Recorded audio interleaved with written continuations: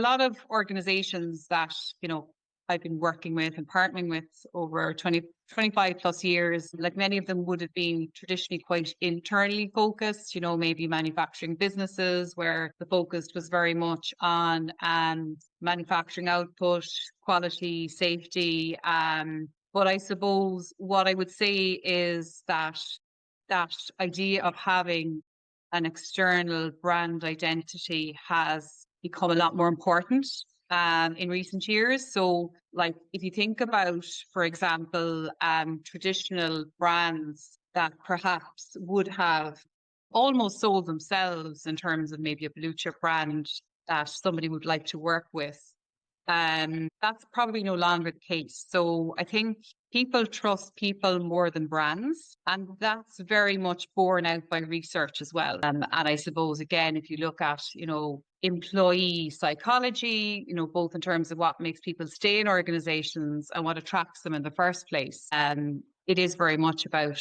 you know, what they see. So if someone's looking for a job, they'll go online, they'll search, and what will they find? Well, if it's nothing in terms of the leadership presence online, then it's very, very difficult to get a sense of what that brand is actually like to work for. And the reason I'm saying that is that those days of not knowing what a company represented before you take it has changed.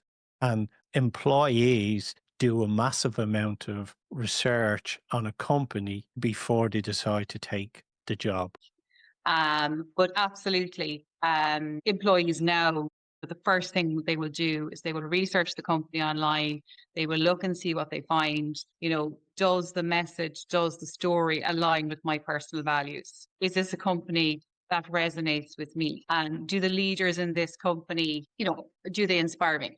And I think a lot of people make decisions with their hearts and justify with their heads. And, you know, as I say, that might sound airy fairy, but it's Oh, no. actually been borne out by the research.